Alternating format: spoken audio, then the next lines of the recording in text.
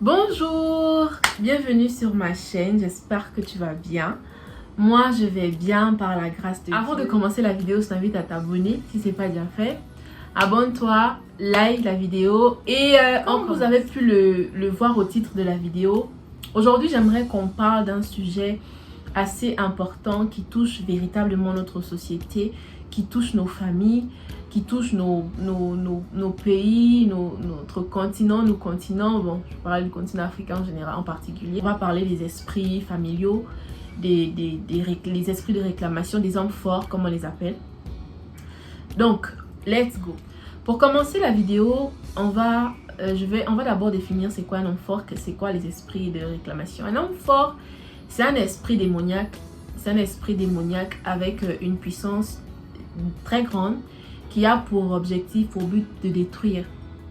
Qui a pour objectif, parce que la Bible est claire, le diable est là pour voler, dérober, détruire.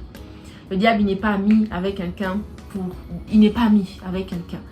Et donc, ces esprits-là agissent dans les familles, dans le but de maintenir les gens en captivité, dans des prisons spirituelles, dans des limitations, qui les empêchent à eux d'atteindre certains niveaux, qui les empêchent d'atteindre un certain niveau de gloire, d'avoir certaines choses dans leur vie, parce que c'est le but pour lequel ils agissent. Déjà, on va faire le constat, comment reconnaître que telle personne, telle famille, telle tribu, ou je dirais tel pays est sous l'emprise d'un homme fort. C'est par des échecs à répétition. Parce que l'échec n'est pas pour la gloire de Dieu. C'est vrai que le Seigneur peut permettre certains échecs dans le but de nous rapprocher de lui. En fait, c'est toujours dans un but. Parce que la Bible dit que toute chose concourt au bien de ceux qui aiment Dieu. Le Seigneur peut permettre certains échecs dans un but précis. Mais là, je parle vraiment de ces échecs à répétition. C'est-à-dire, tu peux observer dans une famille, par exemple, que les gens ont du mal à se marier. Et même quand les gens se marient, ils ne vivent pas forcément des mariages heureux. Tu peux remarquer également que, par exemple, des gens ils ont du mal à trouver du travail dans une famille. Ils ont du mal à aller très loin dans des études. Ils ont du mal à faire des enfants. Quand ils font des enfants, c'est des morts prématurées, c'est des fausses couches. Tu vas remarquer que par exemple dans des familles, c'est des morts prématurées, après 2 ans, après 1 an. C'est vraiment des histoires bizarres. Et ça, je crois qu'on l'a déjà tous remarqué quelque part.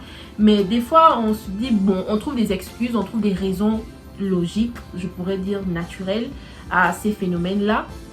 Mais c'est généralement, vraiment dans la plupart des cas, le résultat d'un esprit, d'un homme fort qui agit dans la vie de cet individu ou dans cette famille. Et pourquoi, justement, on remarque qu'il y a des hommes forts, des esprits. Ces esprits-là, ils ont été... Généralement, ils ont eu accès aux vies ou aux familles par des pactes, par des alliances. Des choses que les gens ont pu faire ou par le péché. Des choses que les gens ont pu faire consciemment ou inconsciemment. Par exemple, des gens à qui on va toujours dire, des gens qui aiment aller faire des trucs de protection pour ma famille. Je veux que ma famille réussisse. Tu vas vers tout sauf vers ton créateur, vers celui qui t'a emmené sur terre, vers celui qui a fait de toi celle ou celui que tu es aujourd'hui. Tu te dis, je veux trouver des solutions, je veux m'en sortir, je veux en fait m'en sortir, c'est bien. En chacun de nous, Dieu a mis ce truc-là qui fait que on veut réussir, on veut aller de l'avant. Personne n'aime rester dans la stagnation. Bon, après, il y a des personnes qui aiment rester dans la zone de confort, mais à un moment donné, tu sens que tu as besoin de plus. Peut-être la peur qui t'empêche d'aller vers ce plus-là, la peur qui te maintient dans une prison aussi. La peur aussi, il y a des esprits de peur aussi qui font que les gens ne vont pas plus loin, ne voient pas plus loin que le bout de leur nez. Ils sont très limités dans leur vision, dans leurs projets. Donc je disais que ces esprits-là, ils ont eu accès, ils ont accès aux familles par le péché, par des choses que nos aïeux ou bien nos parents ont fait consciemment ou inconsciemment, je ne sais pas. Et comme le diable ne fait rien sans rien, il va te donner l'impression que bon, moi, tu as dit que tu veux que tes enfants se marient, qu'ils réussissent, ok. Il te donne l'impression que tes enfants se marieront grâce à lui parce que le diable ne donne rien. En retour, il va récupérer quelque chose. Et malheureusement, c'est ce qui se manifeste par tout ce que nous pouvons remarquer, tout ce que nous pouvons voir dans certaines familles, dans certaines régions. C'est commun. C'est vraiment commun à notre chère Afrique. C'est vraiment commun à nos pays et à nos familles aussi. On ne va pas se voiler la face, on ne va pas se mentir. Sauf celles-là qui ont véritablement fait de Jésus le pilier central. Vraiment, tu vas remarquer qu'il y a des difficultés, hein, c'est vrai, mais leur niveau de gloire ou de brillance, si je peux le dire, est assez particulier parce que Jésus, il vient pour mettre... Quelles sont les conséquences? Les conséquences, c'est les échecs. C'est les échecs, c'est des difficultés, ils sont là pour rendre les vies très difficiles. Tu te demandes qu'est-ce qui va pas, tu tournes en rond, tu ne fais rien. Tu as par exemple des esprits de nuit, incubes et succubes, comme on les appelle. Aucune relation ne marche, les hommes ils viennent, c'est juste parce qu'ils veulent des relations intimes, après ils partent. Tu te rends compte, en fait, tu as l'impression que tu ne vaux rien, tu ne fais rien de concret. Il n'y a pas ce truc là où tu ressens de la fierté par rapport à ce que tu es, par rapport à ce que tu fais dans ta vie, parce que l'objectif c'est vraiment de te maintenir dans un état de médiocrité. Malheureusement, beaucoup ne sont pas conscients de cela parce que ces esprits-là viennent avec comme un voile qu'ils mettent sur les yeux spirituels des personnes sur qui ils agissent. C'est-à-dire que toi, tu vis des difficultés, mais tu as une excuse ou une raison logique, naturelle à tout ce qui se passe dans ta vie, à tout ce que tu vis. Tu vas te dire, si je vis ça, c'est parce que, voilà, c'est comme ça, c'est comme si... Ils agissent vraiment en se basant sur des faits physiques. Parce que oui, tout est d'abord spirituel. Mais justement, tout est spirituel, mais il y a comment dire, des répercussions, des impacts dans le monde physique. Malheureusement, ces personnes, comme je disais, ne voient pas jusqu'à ce que le Seigneur leur accorde la grâce d'ouvrir les yeux de leur cœur et de se rendre compte que ça, c'est pas ce que Dieu a prévu pour elles en fait. Ça, c'est pas le plan de Dieu, c'est pas la gloire de Dieu. Le Seigneur n'a pas envoyer quelqu'un sur la terre pour souffrir, ne pas pouvoir évoluer dans la vie professionnelle, ne pas pouvoir se marier, fonder une famille, ne pas pouvoir vivre heureux, ne pas pouvoir le servir aussi. À quoi bon? C'est pas le but, c'est pas l'objectif, c'est pas ce pourquoi Dieu nous a envoyés sur la terre. Et donc, ces personnes-là vivent comme ça. Là, pour elles, bon, je peux manger, je peux me sortir, je peux me faire plaisir de temps en temps. Pour moi, ça va. La vie, elle se limite, elle se contente, elle se limite à ça. Pour moi, la vie se limite à ça.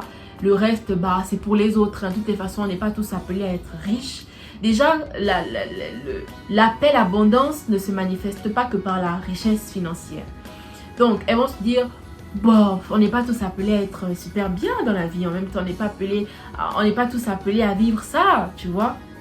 Et elles se contentent, malheureusement, elles font pas d'efforts, elles cherchent pas. Et même quand elles cherchent, c'est souvent encore aller s'enfoncer davantage. Parce qu'elles vont te dire que oui, moi je cherche la solution, c'est pour aller faire des trucs. Elles vont faire des choses là-bas, parfum d'attirance, crème de chance, des je ne sais pas quoi. Alors qu'en réalité, ces personnes-là ne font que s'enfoncer. Parce que, en regardant bien, lorsqu'elles vont vers ces personnes-là qui prétendent pouvoir les aider à trouver des solutions aux problèmes auxquels elles sont confrontées, on observe que les vies de ces personnes-là laissent à désirer. Ça ne donne pas forcément envie là où elles vivent, comment elles vivent. Tu te dis, bon, moi, tu vas améliorer ta vie, mais tu vas chez quelqu'un dont la vie est bizarre quand même. Le but principal, c'est juste bouffer l'argent. Elles vont te donner l'impression que ça marche. Ah non, ça marche pas du tout. Parce que ils vont te faire croire que oui, il y a des hommes qui viennent vers toi, déjà ils vont pas se marier. Ou s'ils viennent se marier, c'est des mariages bizarres. Et en retour, ce qu'ils prennent, peut-être pas sur toi, mais sur tes enfants. Parce que c'est des pactes que vous faites, c'est des pactes qu'ils font. Parce que les répercussions, ça va soit sur les vies des personnes qui sont allées, ou les vies des personnes qui viendront après, les enfants et tout.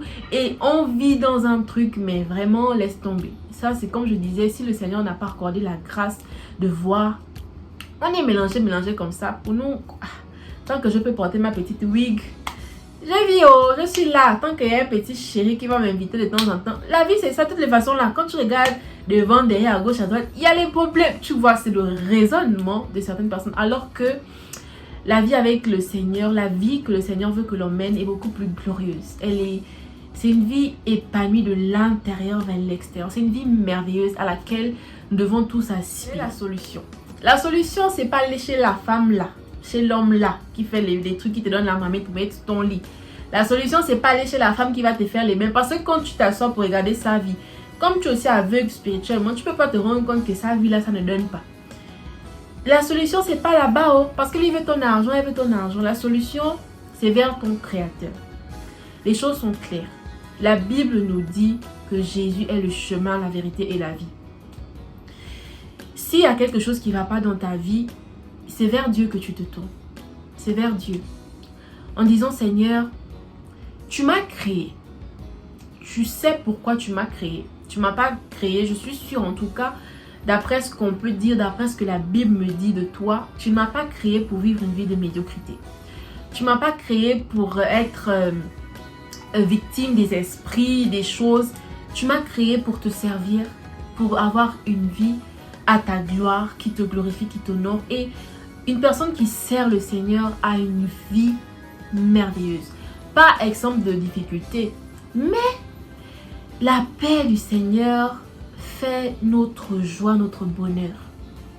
Et donc, la solution déjà, c'est de se réconcilier avec Christ si ce n'est pas fait. De se réconcilier véritablement avec Jésus. Mais c'est pas tout. C'est pas tout, c'est pas tout. Le but, c'est pas juste de dire j'accepte Jésus et puis on continue de vivre dans le péché. On n'aspire pas à plus. Parce que comme je disais, ce sont des esprits très forts. Et le monde spirituel, c'est puissance contre puissance. Si tu n'es pas spirituellement fort, ou si spirituellement tu ne montes pas, tu seras toujours écrasé par les esprits spirituels plus forts que toi. Pour commencer, tu constates que dans ta famille ou dans ta vie, il y a des choses difficiles comme ça qui se produisent. Fais le bilan. Assieds-toi après cette vidéo, essaye de regarder. Ah, dans ma famille, comment ça se passe? On a du mal à se marier. Moi-même, depuis là, c'est compliqué. Les études, c'est dur. La vie, en tout cas, c'est compliqué. Tu t'assois vraiment, tu fais le bilan. Tu essaies de prendre des notes sur ce qui ne va pas. Par exemple, des décès. Tel est décédé de ça. Tel après décédé de ça. En fait, il y a des choses bizarres. Ne te voile pas la face. Ne fais pas genre. Ne fais pas comme si, bon, ça va, c'est la vie. Non, c'est pas la vie. Tu es victorieux, tu es conquérant. Dieu t'a envoyé sur la terre pour un but. Il y a des personnes qui doivent être bénies au travers de ta vie. Tu dois vivre une vie dans l'abondance. Et comme je dirais, l'abondance, c'est pas juste, ne se limite pas qu'à l'abondance financière. Il y a la paix, il y a la joie, il y a l'amour. Il y a le fait de vivre de manière heureuse. Il y a le fait de prier. Prier pour les autres, de voir que tu fais du bien au travers de ta vie. Il y a des personnes qui sont restaurées. Il y a des personnes qui sont bénies. Il y a des personnes qui vivent des choses merveilleuses. Ça aussi, c'est l'abondance. Donc, comme je disais, après cette vidéo, tu t'assois, tu fais le bilan des échecs que tu vois à répétition dans ta famille, dans ton entourage. Ça peut être plusieurs échecs. Hein. Ah oui, comme on dit, le diable, il n'est pas là pour s'amuser. Dans une même famille, tu peux retrouver les mariages qui ne marchent pas, les grossesses aussi qui sont difficiles, les décès prématurés, le chômage. Bah, ne fais pas le naïf, ne fais pas le gars qui, bon, ok, voilà, vas-y. Non, il faut prendre tes responsabilités. Tu fais le bilan de savoir ce qui ne va pas. Et ensuite, une fois que tu as déjà accepté le Seigneur, il y a, je peux dire, quelque chose qui se passe dans le monde spirituel. Mais ce n'est pas tout. Il faut aller plus loin. Vu que tu viens d'accepter le Seigneur et que tu as besoin de te faire accompagner, tu as besoin de savoir, tu pries d'abord afin que le Seigneur t'oriente là où il faut aller. Le but, c'est pas juste d'aller dans une église parce qu'on t'a dit que là-bas on chasse des démons ou bien là-bas, non. Le but, c'est d'aller là où le Seigneur t'attend parce que là où le Seigneur t'attend, il a déjà disposé des choses pour toi. Il a déjà disposé des choses pour ton élévation, pour ta délivrance, pour ton épanouissement, pour la restauration. Parce qu'il y a des personnes qui sont très frustrées, qui ont même développé de l'aigreur, de la haine, de la jalousie vis-à-vis des autres. Parce qu'elles ont l'impression que leur vie n'évolue pas. Elles ont l'impression que ça ne va pas. Et donc, de voir les amis avec qui elles ont appris, les amis avec qui ils ont fait des choses autrefois, évoluer, faire des trucs, bah, ça crée quelque chose, un sentiment de frustration. Et le sentiment de frustration, s'il n'est pas rejeté très vite, s'il n'est pas, on n'a pas essayé de le soigner, ou du moins de le traiter, bah, ça va emmener autre chose. Ça peut emmener la haine, ça peut emmener la jalousie, ça peut emmener le mépris. Donc, déjà, le Seigneur, comme je disais, là où il t'emmène, il prévoit tout pour toi. Et le truc, c'est aussi d'être patient. Les choses ne se feront pas du jour au lendemain. c'est la persévérance dans la prière. La persévérance dans la consécration, dans la sanctification. Parce qu'il y a des esprits, tant que tu vis dans le péché, ils n'iront nulle part. Parce que le péché, c'est une porte d'accès qu'on ouvre pour le diable. Tant qu'on demeure dans le péché, il y a des choses qui seront là. Parce que c'est comme lui donner un accès légal à la vie. C'est comme lui dire, tiens la clé. Bon, ça c'est la clé de mes finances. La porte qui donne accès à la chambre de mes finances. Vas-y. Tu vois, c'est comme ça qu'il fait. Et je me dis même le diable, est-ce qu'il a besoin que tu lui dises, va là-bas? Il vient, c'est pour gâcher partout. Il n'a pas de limites. Donc ça, c'est des choses à éviter. Fouillons le péché au maximum. Fouillons le péché au maximum.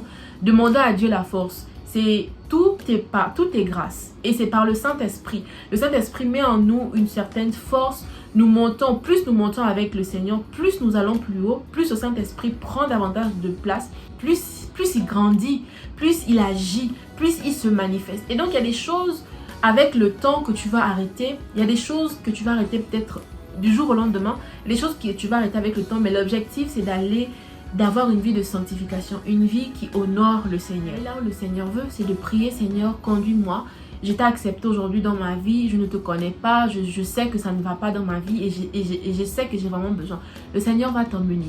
Et l'objectif après, c'est pas juste de se dire, ok, j'ai été délivré, de repartir dans ce que le Seigneur t'a fait vomir. Non, c'est de continuer plus loin, d'aller plus loin. Si toi, le Seigneur t'a accordé la grâce de réaliser ces choses-là, de te rendre compte qu'il y a un souci, bah c'est pour que tu pries aussi pour les autres. C'est pour que tu parles en faveur des autres. C'est pour que tu rentres dans le lieu secret, que tu pries le Seigneur pour que les autres aussi soient délivrés. Parce que comme je disais, il y a des voix, il y a ces écailles-là qu'on met sur les yeux spirituels des gens. Ils ne voient pas. Ils ne voient pas malheureusement. Tu vois des personnes qui vivent une vie, tu te dis, bah lui, il y a un truc, mais ce qu'il vit là n'est pas à la hauteur de ce qu'il devrait vivre en fait, tu vois. Et c'est vraiment avoir la compassion de prier aussi pour ces personnes-là. Prier, mais vraiment prier, demander à Dieu d'agir dans nos familles, de se manifester vraiment. Parce que, comme je disais, c'est l'ignorance. Il n'y a pas à se moquer, il n'y a pas à penser que les autres sont stupides, que nous sommes plus intelligents. C'est la grâce de Dieu qui nous permet de nous rendre compte de certaines choses. C'est la grâce du Seigneur qui nous permet de réaliser qu'il y a un souci. Et quand le Seigneur nous accorde de voir qu'il y a un souci, c'est parce que nous devons nous lever dans la prière. Nous devons être ces hommes et ces femmes qui se tiennent à la barre. Donc voilà ce que j'avais à dire sur ça. C'est réel, c'est vraiment réel. Ne jouons pas avec ça parce que le diable, il joue pas. Hein? Il joue pas. Ne jouons pas, soyons persévérants, soyons toujours là. Relevons-nous, demandons à Dieu la force. Prions pour nos familles. Prions vraiment, prions pour nos familles. Prions vraiment. Vraiment, il faut prier. Et aussi, une chose que je voulais ajouter, ça m'est sorti de la tête tout à l'heure, c'est lorsque le Seigneur te conduit dans une église. Je disais qu'il ne faut pas aller dans une église parce qu'on veut partir. Parce que il y a beaucoup de personnes, je peux dire des hommes de Dieu ou des gens qui n'ont pas forcément une vie qui reflète ce que le Seigneur veut. Et il y a des esprits, il y a des combats spirituels qu'on ne mène pas lorsqu'on n'est pas spirituellement assez fort. Donc, c'est le Seigneur qui te guide, qui te conduit. Mais aussi parce que tu vas persévérer, tu vas t'accrocher. Le Seigneur va te faire grandir. Des combats que tu ne pouvais pas mener il y a quelques mois, tu pourras te lever dans la prière avec insistance, avec persévérance, avec foi. Prier afin que les problèmes trouvent des solutions. Voilà ce que je voulais partager avec toi aujourd'hui concernant cela.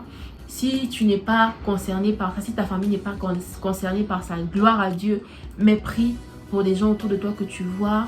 Parle-leur de Jésus si possible, parce que Jésus seul est la solution qui peut nous sortir de ce genre de situation. Merci d'avoir regardé la vidéo, j'espère qu'elle t'aura plu. On se retrouve très prochainement pour une autre vidéo. Bye bye!